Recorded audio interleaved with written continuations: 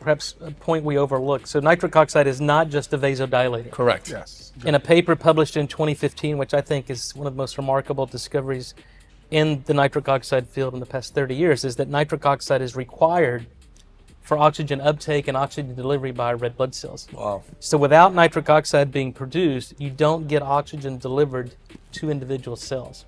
We experienced this over the past 3 years in COVID, Yeah. right? What happens in COVID patients? They develop hypoxemia, their blood oxygen saturation drops, and these people would die from hypoxemia, not even really silent hypoxemia, Despite 100% oxygen supplementation. and mechanical ventilation, and yet it Wow. didn't help. So that showed us really the vital importance of nitric oxide in not just improving Vasodilation. blood flow, Right. but also oxygenating the red blood cells so you can Wow. actually deliver that oxygen to the tissues and cells of the body. That's I mean, amazing. that's a game changer.